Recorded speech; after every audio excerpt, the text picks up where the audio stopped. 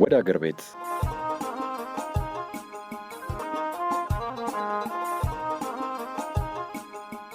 ፖፑሌሽን ሚዲያ ሴንተር ከዩኤን ውመን ጋር በመተባበር በየሳምንቱ ማክሰኞ ከሰዓት ከ7 ሰዓት እስከ 7 ሰዓት ተኩል በፋና አሰላ 90.0 የሚተላለፍ የ30 ደቂቃ የሬዲዮ ፕሮግራም ነው። ይህ ፕሮግራም በየትኛውም ሁኔታ ከሀገር ርቀው የቆዩ እህቶቻችን ገጠመኝና የህይወት ልምዶች ላይ ትኩረት ያደርጋል። ከፍልሰት መልስ ለሚገጥሟቸው የህይወት እንቅፋቶች ከቤተሰብ ከህብረተሰቡና ከጓደኞቻቸው ጋር እንዴት ተላምደው እንደሚኖሩ እንዲሁም ልናደርግላቸው ስለሚገባ እንክብካቤ ያነሳል፣ ይወያያል፣ እንዲሁም የእናንተኑ ልምዶች ወደ እናንተው ያደርሳል።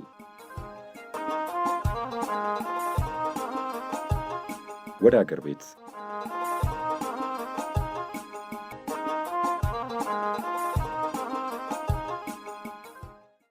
አድማጮች ዛሬም በቀጠሯችን ተገኝተናል። እናንተም የተወደዳችሁ አድማጮቻችን ወደ አገር ቤት ፕሮግራማችንን ለመስማት ሰብሰብ እንዳላችሁ እምነታችን ነው። ወደ አገር ቤት የተሰኘውን ፕሮግራማችንን እንደወደዳችሁት ድንቅ የሆኑ ተሞክሮችንም እያገኛችሁበት እንደሆነ እናንተው በምትሰጡን ሀሳብ አስተያየት እየተረዳን ነው። ሁሌም ወደ አገር ቤት ፕሮግራማችን ላይ ሀሳብ አስተያየት ካላችሁ ይህ ቢቀርብ ብላችሁ የምትጠቁሙትም ካለ እኛ ለመቀበል ዝግጁ ነን። ሁሌም አብራችሁን ሁኑ። ሀሳብ አስተያየታችሁንም አድርሱን። በምናቀርበው ፕሮግራም ዘና እያላችሁ ቁም ነገርንም ትጨብጣላችሁ።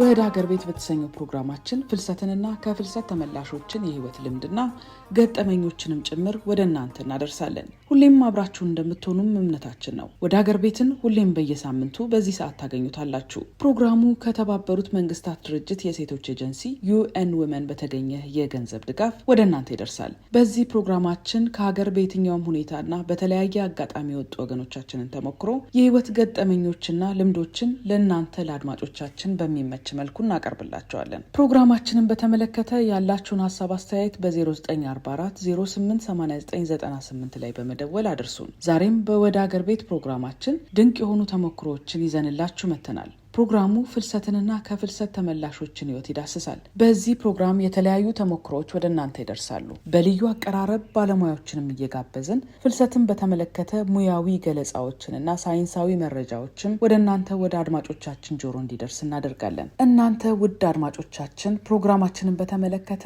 ምን ሀሳብ አስተያየት አላችሁ? ደውላችሁ አሊያም በአጭር የጽሁፍ መልእክት አሳውቁን። የተንቀሳቃሽ ስልካችን ቁጥር 0944 088998 ነው። ሁሌም አብራችሁን ሁኑ። የማይሰለቹ ልምዶችንና በርካታ መረጃዎችን ትሰማላችሁ።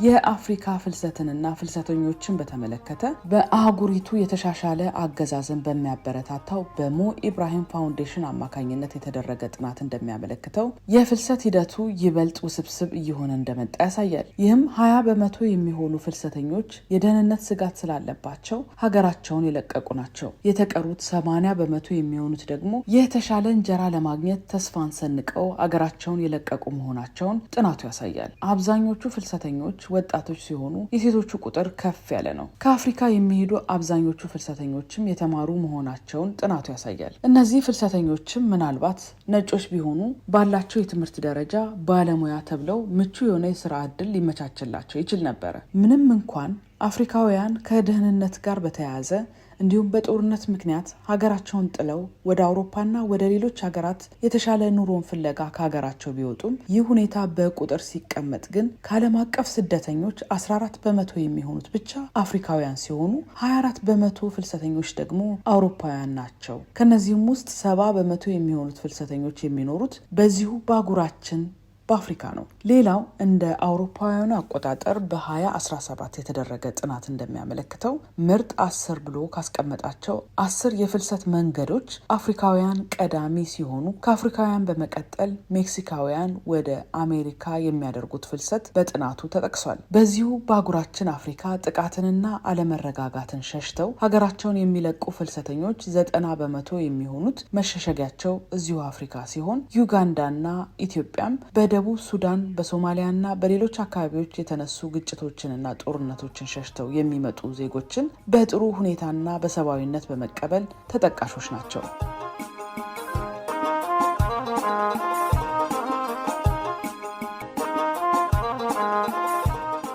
እየተከታተላችሁ የምትገኙት ወደ ሀገር ቤት የተሰኘውን የሬዲዮ ፕሮግራማችንን ነው። በወደ ሀገር ቤት የሬዲዮ ፕሮግራማችን ከምናስደምጣችሁ ምርጥ ቅንብሮቻችን መካከል የንጋት ኮከቦች የተሰኘው ድራማችን ተጠቃሽ ነው። ባለፈው ሳምንት በንጋት ኮከቦች ድራማችን እንደሰማነው ወይዘሮ አረጋሽ ልጃቸው ፀሐይን እንነጋገር፣ እየተበላሸ የመጣውን ነገር መልክ እናስይዘው እያሏት ነበረ። ፀሐይም የመሰለኝን ማድረግ እችላለሁ፣ ተይኝ፣ የራሴን ዕጣ ፈንታ ራሴ እጽፋለሁ በማለት በቁጣ ከእናቷ ጋር ተነጋግረዋል። እናቷም በሁኔታው ንዴት ይዟቸዋል። ፀሐይም በቃኝ፣ የዚህ ቤት ነገር ራሴን መቻል አለብኝ እያለች ነው። ብቻ እናትና ልጅ በነገሩ አልተግባቡም። በኋላም ፀሐይ እናቷን ጥላቸው ወጥታለች። እናቷም በሁኔታው አዝነዋል። ለመሆኑ ይህ የእናትና የልጅ ግብግብ ወዴት ያመራ ይሆን? ተጋበዙልኝ።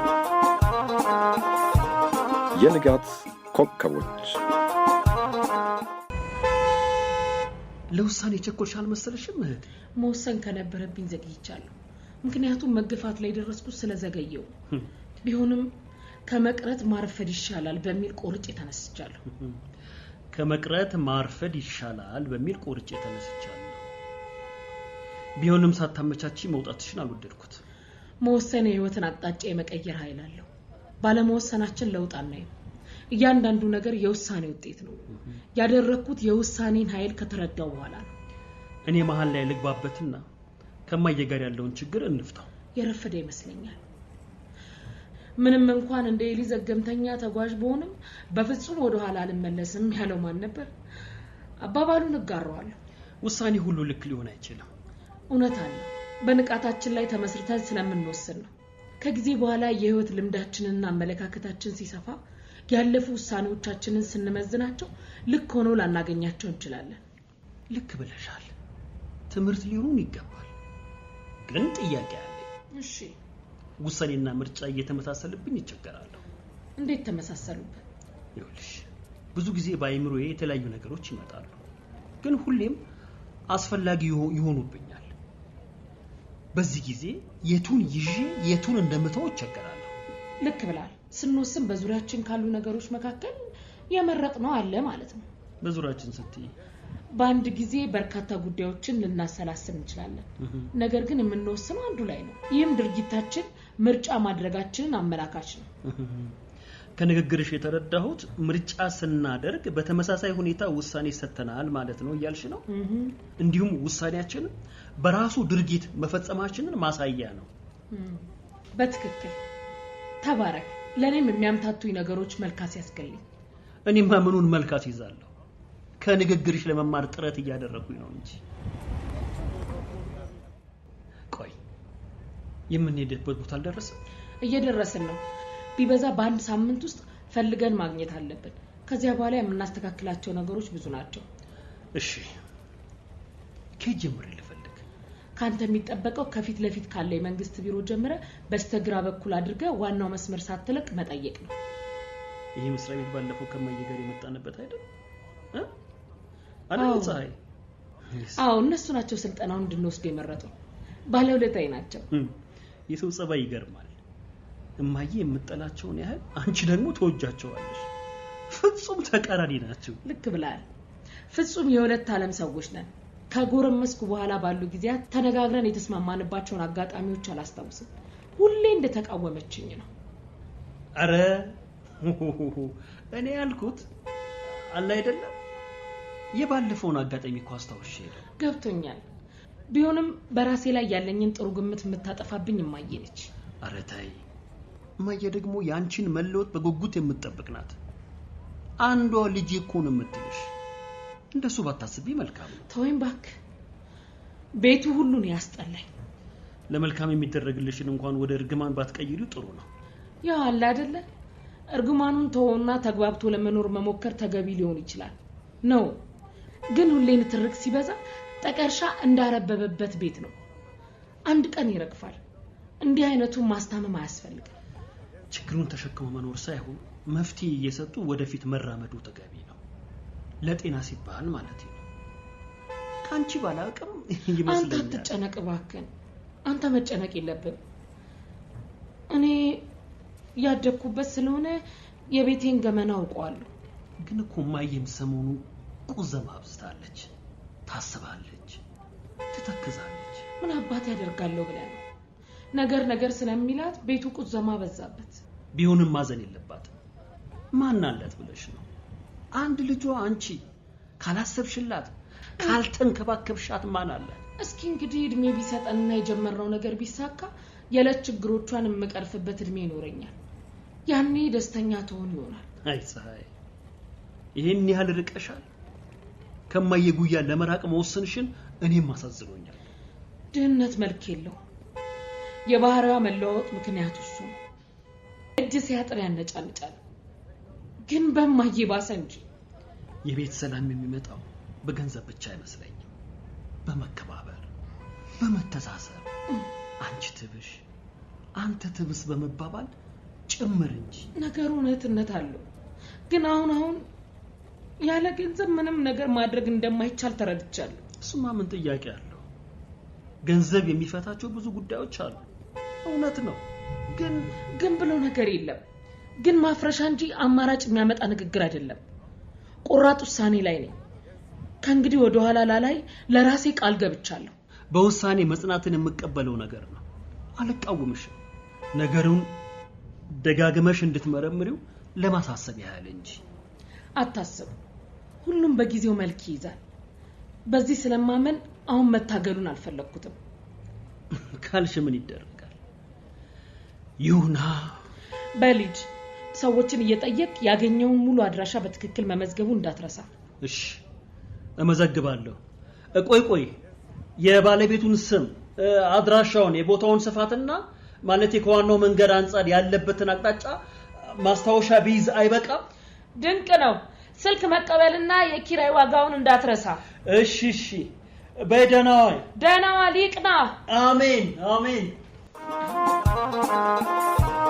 የንጋት ኮከቦች አድማጮች እየተከታተላችሁ የምትገኙት ወደ አገር ቤት የተሰኘውን የሬዲዮ ፕሮግራማችንን ነው። ይህ የሬዲዮ ፕሮግራማችንም ፍልሰትንና ከፍልሰት ተመላሾች ላይ ትኩረት ያደርጋል። ቀደም ብለን በንጋት ኮከቦች የፀሐይ እናት እሳት ለብሰው እሳት ጎርሰው ወደ ፖሊስ ጣቢያ እየገሰገሱ ሳለ ድንገት ከስንጥር ጋር ተገናኝተዋል። ከመኪኖቹ ፍጥነት ጋር እየተፎካከሩም ከፖሊስ ጣቢያ ደርሰዋል። ከፖሊስ ጣቢያውም ከአቅሜ በላይ የሆነ ጉዳይ ገጥሞኛል በማለት ለሳጅኑ አቤቱታቸውን አቅርበዋል። ሳጅኑም ወይዘሮ አረጋሽ የባለቤታቸውን መጥፋት አቤት ሊሉ የመጡ መስሏቸው ባለቤቶትን እናፋልጋለን፣ ፎቶ ብቻ ይዘው ይምጡ ሲሏቸው ወይዘሮ አረጋሽም አይ ባለቤቴን ላፈላልግ አይደለም የመጣሁት፣ ይልቅስ ልጄ ስልጠና ብላ ከቤት ከወጣች በኋላ አልታዘዝ ብላኛለች፣ ወደ አረብ ሀገር እንዳትሄድብኝ እየሰጋው ነው ብለው አቤቱታ ቢያቀርቡም ሳጅን ግን ከ18 ዓመት በላይ የሆነችን ሴት መቆጣጠር አይችሉም ብለዋቸዋል። በዚህም የተበሳጩት ወይዘሮ አረጋሽ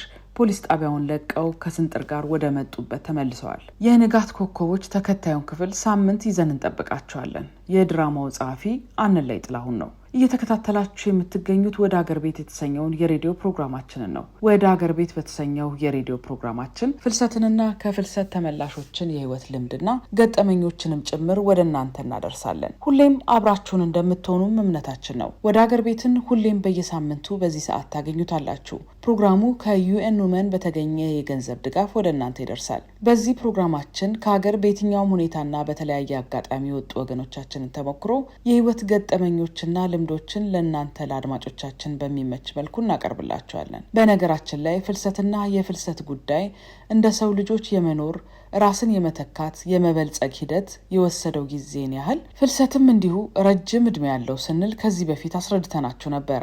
በሰው ልጆች የመኖር ሂደት ውስጥ ምናልባት ፍልሰት ባይኖር ሁላችንም በስምጥ ሸለቆ ውስጥ ታጉረን ነበር የምንገኘው። ፍልሰት በመኖሩ ግን የሰው ልጆች ለኑሯቸው የተሻለ ቦታንና ምቹ ሁኔታን የሚያገኙበትን ሁኔታ መርጠው እየኖሩ ይገኛሉ። ግን ፍልሰት በርካታ ጠቃሚ ጎኖች እንዳሉት ሁሉ በአንጻሩ አሉታዊ ጎኖቹ ተቆጥሮ አያልቁም። የፍልሰትን አወንታዊና አሉታዊ ጎኖችን በማሳየት ደግሞ በተለይ ወደ አረብ ሀገር ደርሰው የመጡ እህቶቻችን የሚነግሩን ታሪክ ከምንም በላይ ትልቅ መረጃችን ነው። ዛሬም እንደተለመደው በፍልሰትና ከፍልሰት ጋር በተያያዘ ጠቃሚ መረጃን የምታካፍለን አንዲት እንግዳ አለችን። ራሷን አስተዋውቃን ወደ ውይይታችን አምርተናል። ተጋበዙልን።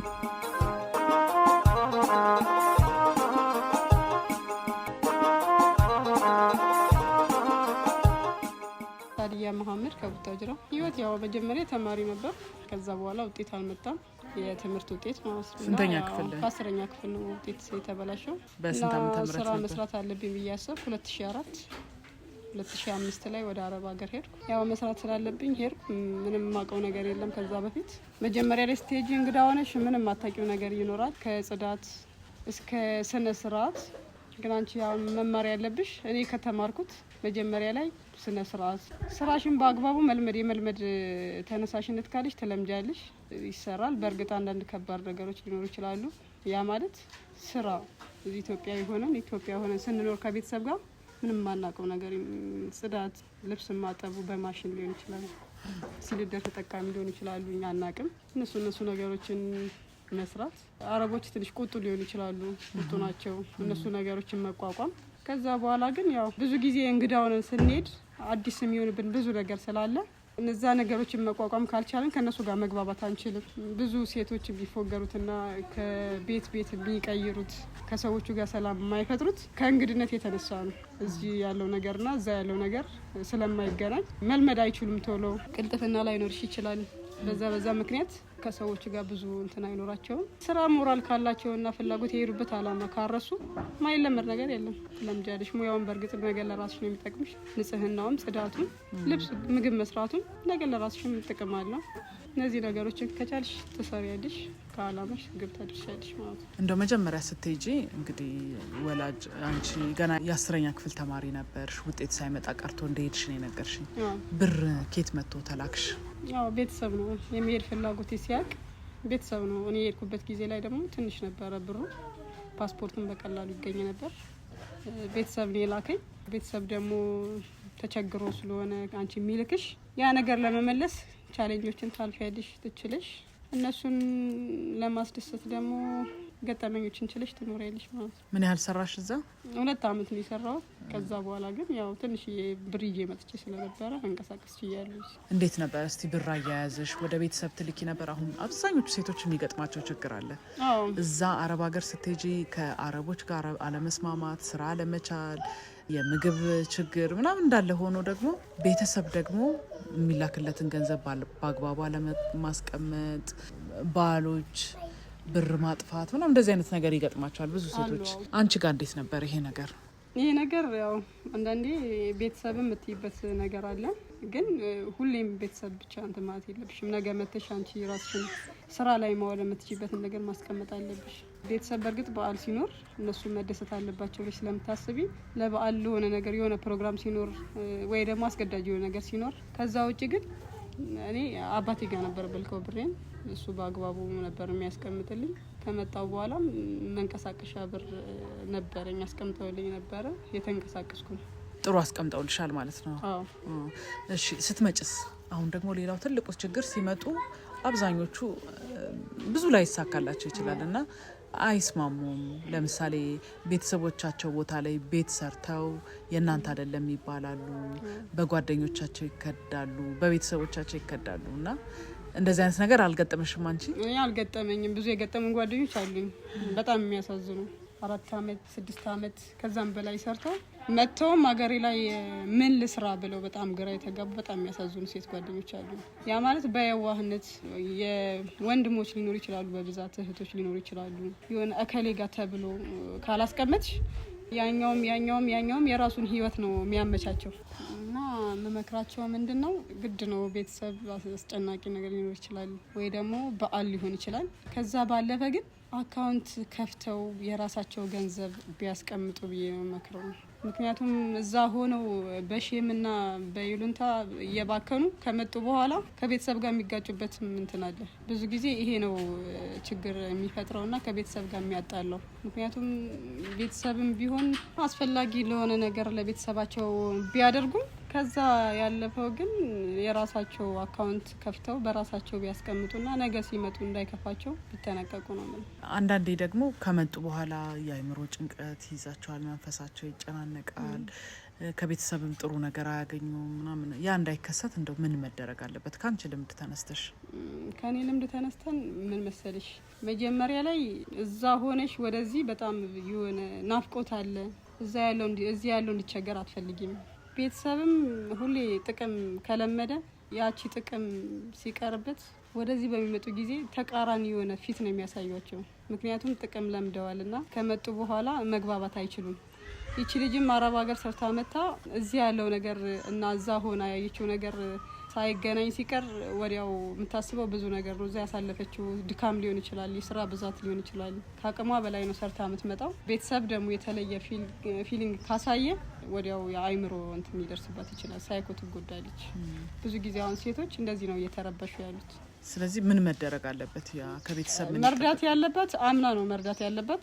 ቆጥባ ግን ከመጣች በኋላ ከቤተሰብ ጋር መገናኘት የለባትም። የራሷ እንቅስቃሴ ማድረግ አለባት። መርዳት አለብኝ ብላ ካመነች ደግሞ ራሷን በዛ ነው ማሳመን ያለባት።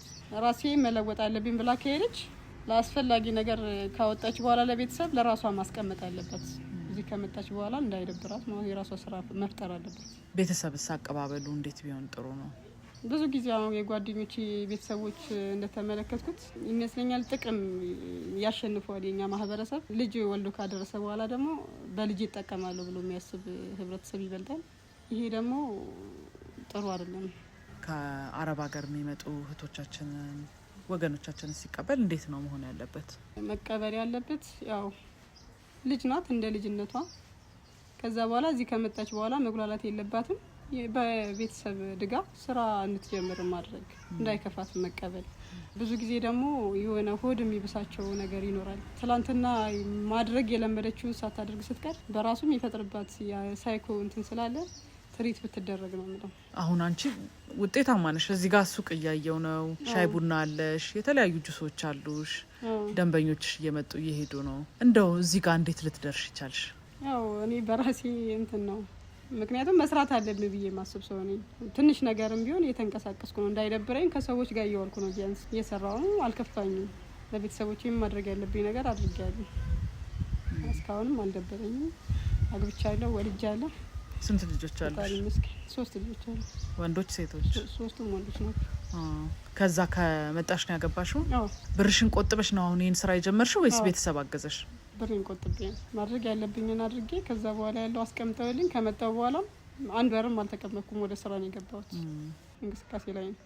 እስቲ አሁን ወደ አረብ ሀገር ወይም ወደ ተለያየ ሀገር ሄደው ስራ ማግኘት ለሚፈልጉ ልጆች ምንድነው የምትመክራቸው ነገር?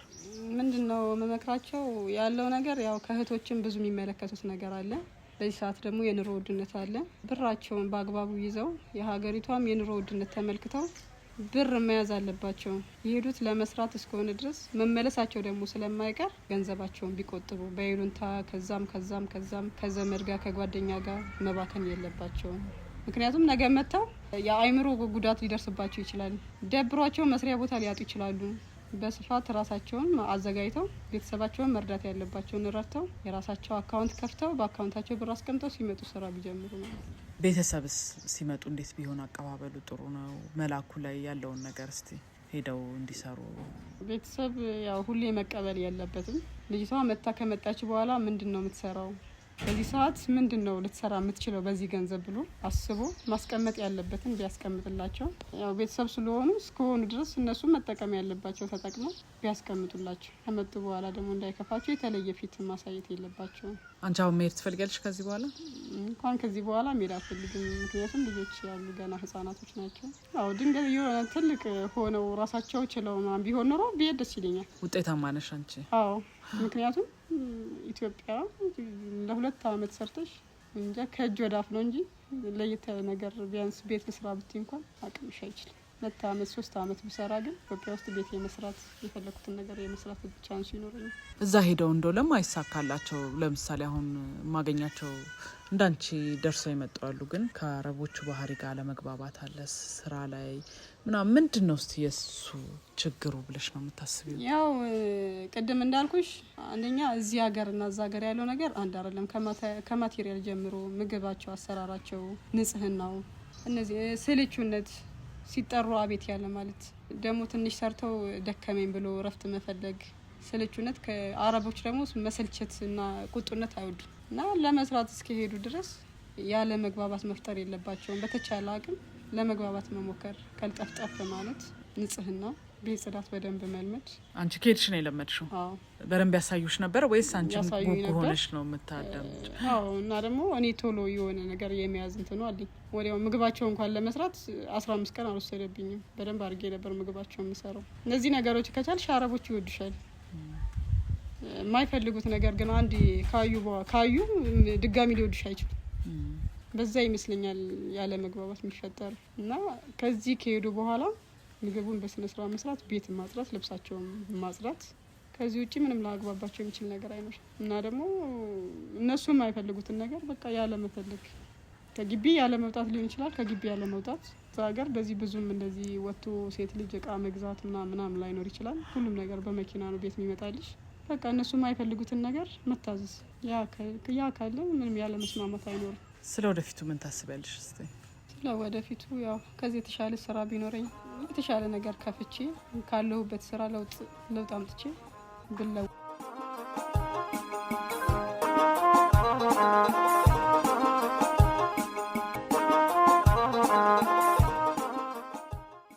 ምናልባት እናንተ በአሁኑ ሰዓት ከሀገር ለመውጣት እያሰባችሁ ሊሆን ይችላል። ወይም ደግሞ የሚያስፈልገውን ሁሉንም ነገር አሟልታችሁ ሀገራችሁን፣ ቤተሰባችሁንና የተወለዳችሁበትን ያደጋችሁበትን ቀይ ጥላችሁ ለመውጣት ጣጣችሁን ጨርሳችሁ ቀን ቆርጣችሁ ወደ አሰባችሁት ምድር ለመጓዝ ጥቂት ቀናቶች ብቻ ቀርተዋችሁ ሊሆን ይችላል። አሊያም የሰውን ሀገር ኑሮ አይታችሁ እንዳሰባችሁት ባለመሆኑ ወይም ደግሞ ቤተዘመድ አይቼ እናት አባቴን ጠይቄ ወደ መጣሁበት እመለሳለሁ ብላችሁ በአገራችሁ ልትሆኑ ትችላላችሁ።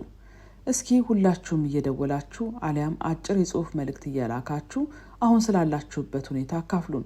የተንቀሳቃሽ ስልካችን ቁጥር 0944 088998 ነው። ደውሉ፣ ጻፉ። ከእንግዳችን እንደተረዳ ነው ፍልሰት እጅግ ከባድና ውጣ ውረዱም ብዙ ነው። ከሀገር ከወገን የራቁ እህቶቻችን በፍልሰት ላይ የሚያጋጥማቸውን በርካታ ውጣ ውረዶችን ያስተናግዳሉ። እናም የተሻለ እንጀራ ፍለጋ ከሀገር የወጣች እህቴ ልዩ እንክብካቤን ትሻለችና ከፍልሰት ስትመለስ በልዩ እንክብካቤ ልንቀበላት ይገባል። ይህቺ አሁን የሰማናት እንግዳችን እንግዲህ አባቷ በኃላፊነት የምትልከውን ገንዘብ ስላስቀመጡላት ወደ ሀገሯ በመጣች ጊዜ እጅግ በጣም አጭር በሚባል ጊዜ ስራ ጀምራለች። እናንተም ለስራ ከሀገር የወጡ እህቶቻችን የሚልኩትን ገንዘብ በአግባቡ አስቀምጠን ከፍልሰት ወደ ሀገር ቤት ሲመለሱ የተመቻቸ ኑሮ እንዲኖራቸው ልናግዛቸው እንደሚገባ ከእንግዳችን ተረድተናል። እናንተስ ከእንግዳችን የሰማነው ተሞክሮ ላይ ያላችሁ ሀሳብ አስተያየት ምንድን ነው? እየደወላችሁ አሊያም በአጭር የጽሁፍ መልእክት አሳውቁን። ዜጎች ከፍልሰት ከተመለሱ በኋላ ሀገራቸው ላይ የተመቻቸ ኑሮን እንዲቀጥሉ መንግስትም እንደ መንግስት ማህበረሰቡም ሆነ ቤተሰብ ትኩረት አድርጎ በጉዳዩ ላይ መስራት እንዳለበት ሁሌም የምናነሳው ጉዳይ ነው።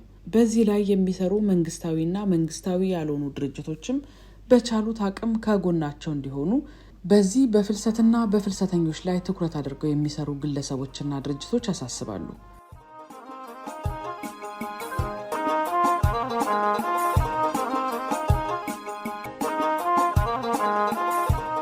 ወደ ሀገር ቤት የተሰኘውን የሬዲዮ ፕሮግራማችንን ነው እያዳመጣችሁ የምትገኙት። በዚህ ፕሮግራማችን የተለያዩ ሰዎችን ተሞክሮና ልምዶችን ወደ እናንተ እናደርሳለን። ወገኖቻችን ከሀገር ሲወጡ ምን ገጠማቸው? በቃኝ የሰው ሀገር ብለው ወደ ሀገር ቤት ሲመጡስ ዘመድ አዝማድ፣ ቤተሰብ፣ ጓደኛ፣ እናት አባት እንዴት ተቀበላቸው የሚሉትን ወደ እናንተ እናደርሳለን። በፍልሰት ጉዳይ ላይ ትኩረት የሚያደርጉ ድንቅ የሆኑ ተሞክሮችንም አዘጋጅተናል። ወደ እናንተም ለማድረስ ሁሌም በዚህ ሰዓት ዝግጁ ነን። እናንተም ሁሌም በዚሁ ሰዓት የሬዲዮ መስመራችሁን አስተካክላችሁ ጠብቁን። ሁላችሁም ልብና ጆሮአችሁን ስለሰጣችሁን ምስጋናችን ከፍ ያለ ነው። ውድ አድማጮቻችን ሁሌም ወደ ሀገር ቤት ፕሮግራማችንን አዳምጡ። በፕሮግራማችን ላይ ያላችሁን ሀሳብ አስተያየት አድርሱን። ደውሉ፣ ጻፉም። 0944 088998 የስልክ መስመራችን ነው። የዛሬው ወደ ሀገር ቤት ፕሮግራማችን እየተጠናቀቀ ነው። ሳምንት በአዲስ ቅንብር እንጠብቃችኋለን። ሳምንት እንገናኝ። እስከ ሳምንት መልካሙ ሁሉ ከሁላችሁም ከአድማጮቻችን ጋር ይሁንልን።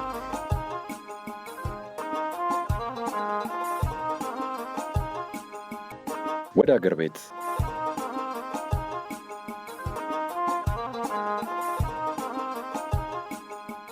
ፖፑሌሽን ሚዲያ ሴንተር ከዩኤን ውመን ጋር በመተባበር በየሳምንቱ ማክሰኞ ከሰዓት ከ7 ሰዓት እስከ 7 ሰዓት ተኩል በፋና አሰላ 90.0 የሚተላለፍ የ30 ደቂቃ የሬዲዮ ፕሮግራም ነው። ይህ ፕሮግራም በየትኛውም ሁኔታ ከሀገር ርቀው የቆዩ እህቶቻችን ገጠመኝና የህይወት ልምዶች ላይ ትኩረት ያደርጋል።